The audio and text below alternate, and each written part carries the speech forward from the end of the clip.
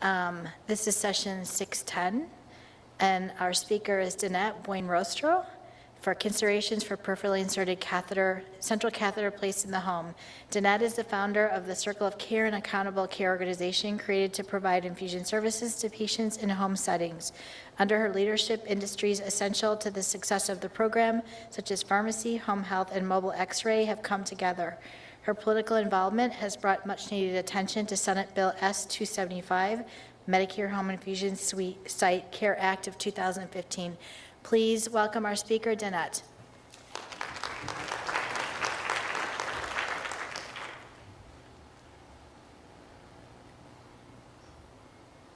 Good afternoon, and welcome to the Infusion Nurse Society 2016 National Meeting here in Fort Lauderdale, Florida. My name is Denette Buenrostro, RN, and I'm the president and founder of a Texas-based PICC line company called Epicc Vascular. This afternoon, we will discuss the considerations for PICC line placement in the home setting. Without doubt, the United States is in the middle of a turbulent economic transformation. Our healthcare costs have spiraled out of control, and calls to reform our healthcare system while trying to control an unsustainable cost trajectory is challenging us like never before. In the United States today, healthcare expenditures equal 17% of the gross domestic product.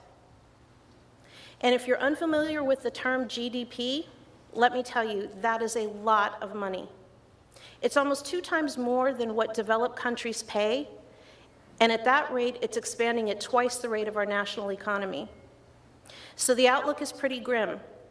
Radical changes need to take place, and a shift to value-based medicine is an appropriate consideration. Value-based medicine, now that's a nice term and it sounds very clinical, but what does it really mean to us? Value-based medicine is the achievement of a positive and predictable clinical outcome, utilizing best practices and doing it at a fraction of the cost. PICC line placements in the home setting is a perfect example of value-based medicine and will become more and more common as time goes by.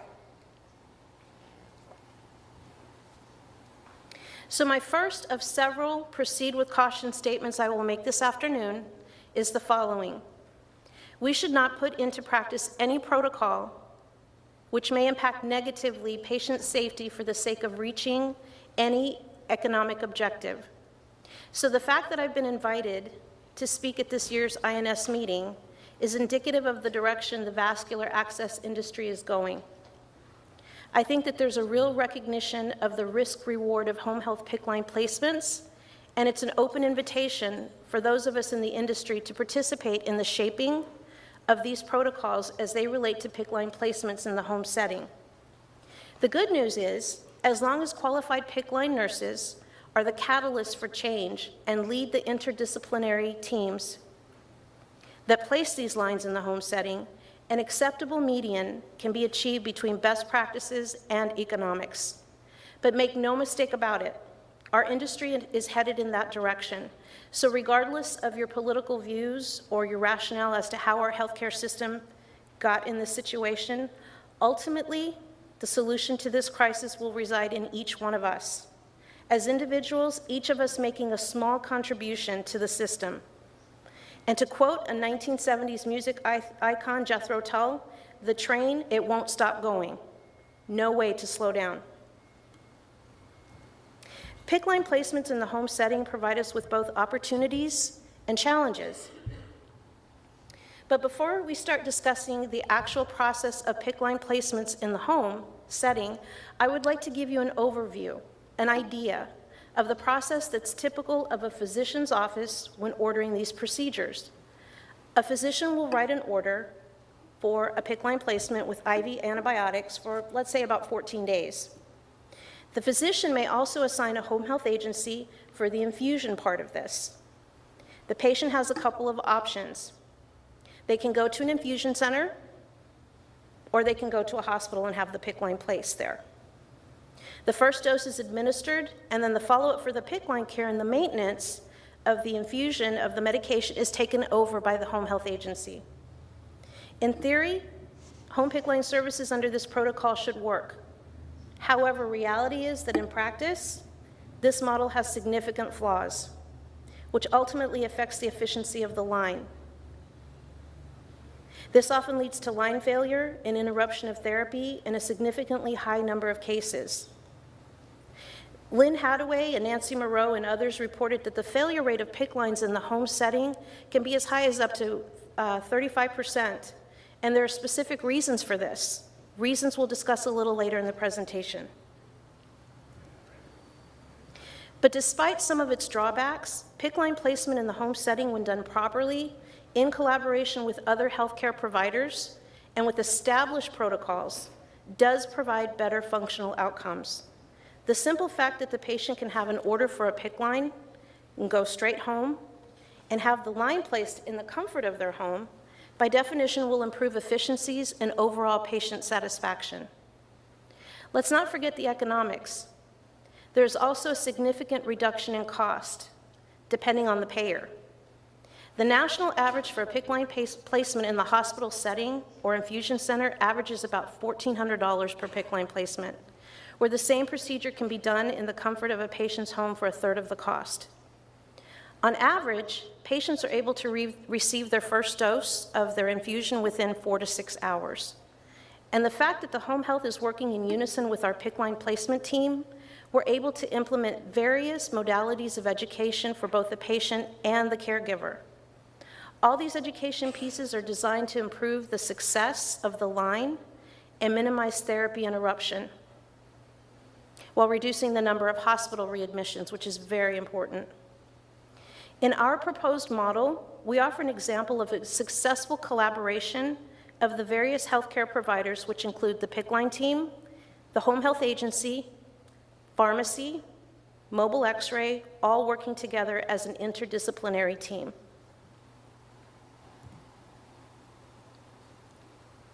As previously mentioned, the successful collaboration of the various healthcare providers is essential to the success of a home PICC line placement program. The challenges are significant but can be overcome. So let's discuss how some of these challenges that you will encounter should you decide to establish a similar program. First, the patient must clinically meet appropriate criteria. Keeping in mind that some members of your interdisciplinary team may have little or no prior exposure to the criteria required for vascular access procedures.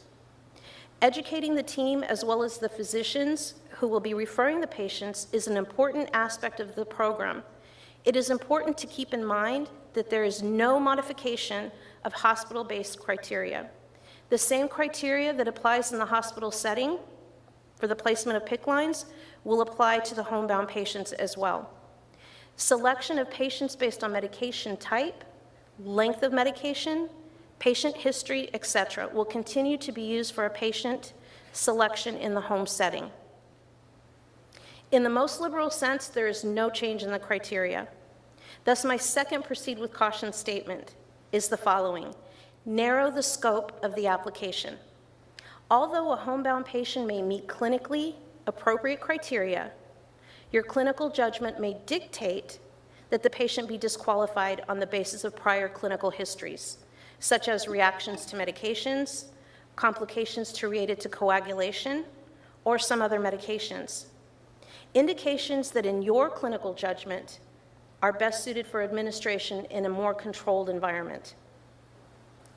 I wish to introduce a second and important patient selection criteria, which I think is appropriate when doing PICC lines in the home setting.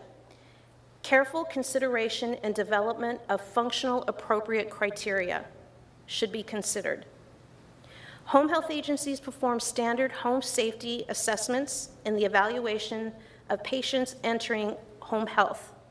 A very careful review of that agency's policies regarding home safety is appropriate, and possibly even amending that policy to include considerations for PICC line placement.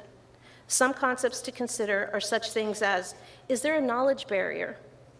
Can the patient support system be educated to properly care and maintain the line in case the home health nurse is not available?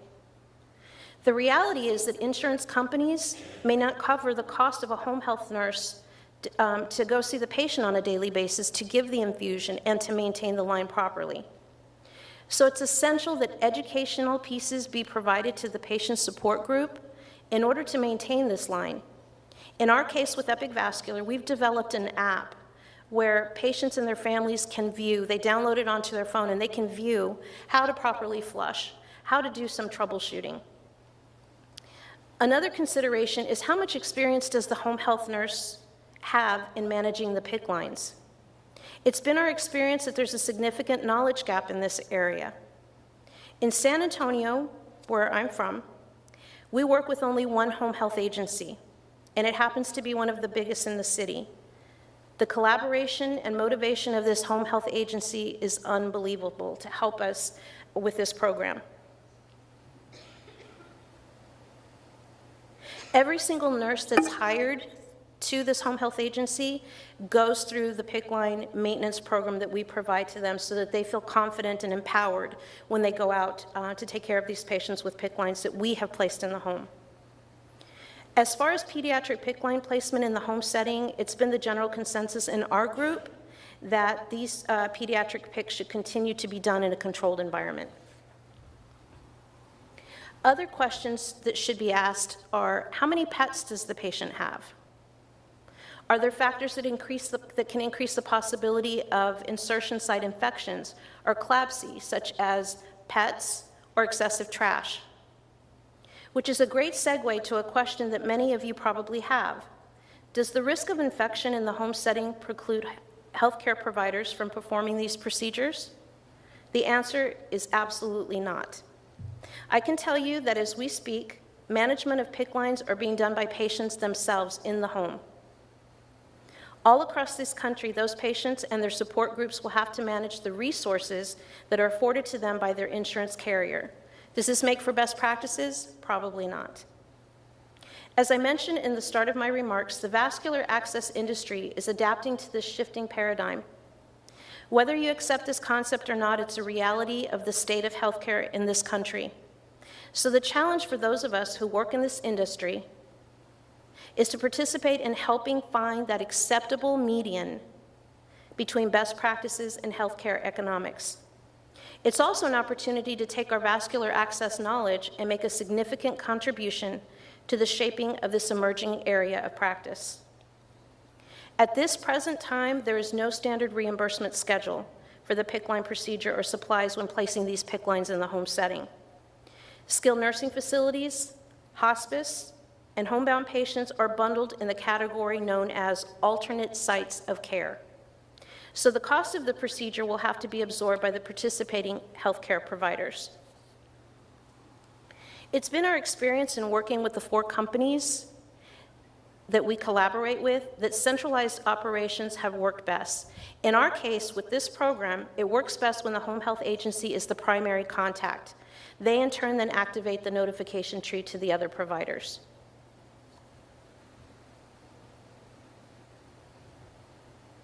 So after careful consideration, you've decided to move forward and start a program to perform in-home Picc lines. So the first thing is to start meeting with potential partners, whether it be the home health agency, the pharmacy, or the mobile x-ray. And here the argument always seems to come up at this point for those who use the Sherlock or other vascular positioning systems as an alternative to traditional x-rays for verification of tip placement. As I previously mentioned, the program of Picc lines in the home setting is still a very novel concept. And for the most part, your partners may or may not be familiar with this type of technology. We have chosen to use mobile digital x-ray technology with radiologist interpretation, and that has worked well for us. Pick your partners wisely. Fundamentally, they must share a common objective that a program such as this will benefit the patients tremendously and will reduce cost. It's not a get-rich-quick program.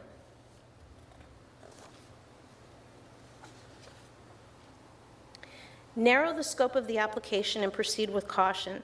Previously, as I mentioned, the selection of the patients for home Picc lines should be based on both previously established clinical criteria and, in addition, Your selection of patients should meet a functional, appropriate criteria. Evaluating those intangibles that in your clinical judgment may preclude a patient from achieving a positive outcome.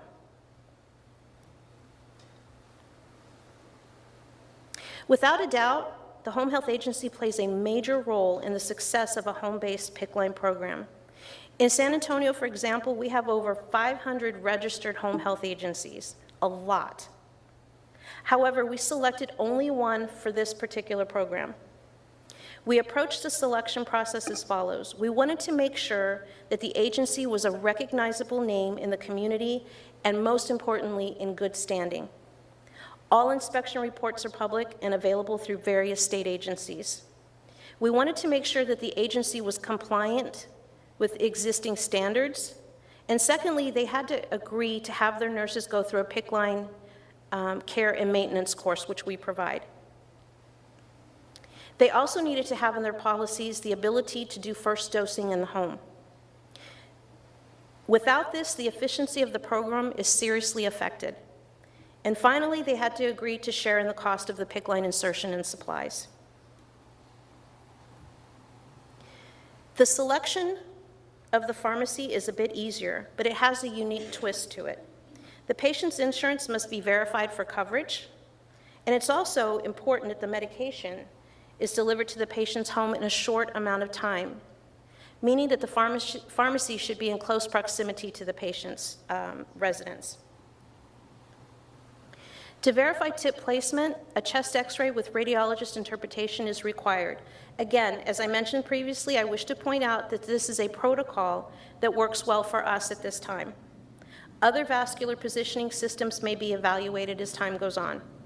However, most digital mobile x-ray equipment is small and portable, and it's able to actually go up 3 flights of stairs, which we actually had the privilege of seeing happen in one of our cases. And the radiologist interpretation comes back in a very timely manner. So then, once tip location is verified, we can go ahead and do the first dosing.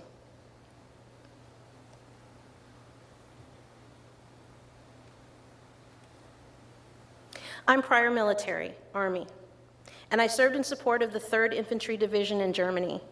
And I can tell you that home PICC lines will test the mettle of all healthcare providers. We have a running joke in the office that only prior Special Forces nurses need apply. In the home setting, the PICC nurse must be equipped with all the supplies that they need, ready to perform the procedure without assistance of a backup nurse. In our case, we always have the home health admitting nurse present, and it should be assumed that the safety assessment has been completed to the satisfaction of all participants. That is of the home health nurse, the PICC line insertion nurse. That's why, as I had previously mentioned, that as a PICC line nurse, your input in the development of the home safety assessment is essential. This is a great opportunity for your input to be included. Call it part of the functional acceptable criteria. But if you spend time developing the rules that will manage the criteria for patient selection, all should go well and your procedure will be successful. All standard procedures are then followed. Patient-informed consent and insertion record forms are all entered into the patient's chart that's kept at the home health agency. One item that always challenges us is where to place the PICC, in the living room or in the bedroom. Wherever you decide, make sure that you and the patient are comfortable. Save your back. We use a small-size portable ultrasound, and there are several out there in the market that are very well suited for this. As soon as community-based physicians realize that a program like this exists, they are going to be so excited. At least they are in San Antonio. But we don't let their exuberance get us out of our lane. One of the most challenging aspects of this program is maintaining the discipline to provide the service under those strict guidelines that you and your partners have agreed upon, because the program is still in its infancy, and it's even more crucial that all procedures be performed properly. In order to build confidence and a solid referral base of physicians, spend some time educating those physicians. So when the insurance carrier only allows 4 home health visits for a 14-day antibiotic therapy, and if there's any home health nurses out there, y'all know exactly what I'm talking about. No one will be upset if you decide that in your clinical judgment that this patient does not meet criteria for a home PICC line. There are instances when the insurance carrier will agree to extend the coverage if the process is explained, there's proper documentation, and medical necessity is established. This is the referral form that we use for our Circle of Care program. And pharmacy had a lot of input in this because there are certain things that they had to have listed on there in order for this form to work. So this is one form that is faxed to us by the physician. The physician will fill out the demographics up at the top, and they will check off home health assessment, skilled nursing. If it's a PICC line, they will check that and circle it. And then they will check off x-ray. And then pharmacy will need to know what the medication is and if it's a first dose. One of the components that has made this program convenient for all the partners, as well as to the referring physician, is the use of just this one referral form. It allows for all services to be ordered under one combined form. In this example, we've combined home health, the order for the PICC line, x-ray, and pharmacy. One of the requirements for the pharmacy was to list the medication type, mode of administration, and the length of therapy. In addition to this form, we also asked for patient history, progress notes, and patient demographics. Once completed, this form, along with the supporting documents, is forwarded to the home health agency for insurance verification. Once insurance is verified and the patient meets the pre-established clinical and functional appropriate criteria, the home health agency initiates a phone notification tree to the PICC team, pharmacy, and to x-ray. The admission is scheduled in coordination with the patient, and in most cases, our PICC line nurse is there with the admission nurse conducting the home safety assessment together, as well as reviewing the patient medical history. The idea behind doing this is to ensure that the patient is an appropriate candidate for a home PICC line placement. In our model, the ultimate go, no-go decision to proceed with a PICC line placement always rests on the PICC line nurse. Our nurse has the authority to disqualify a patient based on clinical judgment and notify the physician to those findings. Once the admission process is completed and the medication has been delivered to the patient's home, the PICC line insertion takes place. We will use a sofa, we will use the patient's bed. We use the sterile maximum barrier drapes to ensure sterility, and the PICC line is placed. X-ray is usually standing by because we've already notified them ahead of time when we're going to be there, so that as soon as the insertion is complete, they can go ahead and do a chest X-ray, and then go ahead and send it to the radiologist while they're there in the home. The PICC nurse remains on site to wait for the interpretation, and the whole process is then taken over by home health. The first dosing is done by the home health nurse, and they will follow the patient to flush the line and perform basic troubleshooting of the line. At the completion of the therapy, the PICC line nurse will visit the patient and DC the line with a doctor's order. When all parts work together like this, the overall patient satisfaction rating is through the charts. The physician is happy, the family's happy, and most of all, the patient is happy because they didn't have to leave their home.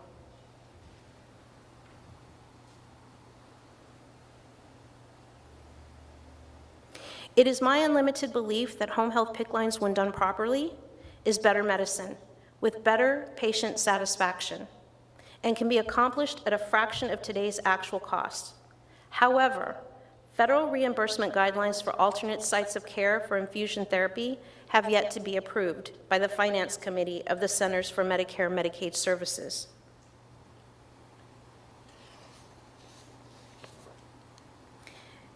Epicc Vascular will continue to press and support the passage of Senate Bill S-275, the Medicare Home Infusion Site of Care Act of 2015. This bill will amend Title 18 of the Social Security Act and extend that coverage to a patient's home as a site of care for infusion therapy. Once this happens, reimbursement will be a non-issue. And next month, I'm going up to Washington to go knock on doors to see what I can do to make sure that this bill gets passed. Thank you. This program will stand on its merits. There are other methods of payment that can be explored. For example, managed care organizations and other third-party carriers will look upon this program as a significant reduction of cost.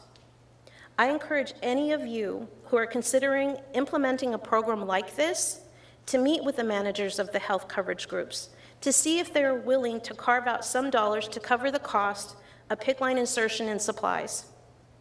Also, a program like this is incredible added value to any home health agency. If the agency is big enough, they may be willing to absorb the cost until I can go up to Washington and get this bill passed. The benefit to them is that they will solidify their physician referral base. Additionally, there is nothing wrong with approaching the third-party insurance carriers and propose this program. They may be willing to provide coverage on the basis that such a program has the potential to reduce costs. And isn't it that what we all want? All they have to do is look at the current flow chart and compare it to this program. It makes sense. As I look around this room, first of all, I am so privileged to be here. And I told my husband I wouldn't cry. To stand here and to propose this model, something that I am so passionate about, PICC lines in the home setting. I see the tremendous opportunity by the leadership here in this room that can be exerted by each of you as you head back to your respective facilities. Epicc Vascular will be the standard bearers. Nothing that lasts comes easy. And this is a great opportunity to do something we all dreamt about in nursing school. And that is to leave a mark and impact healthcare for the benefit of everybody.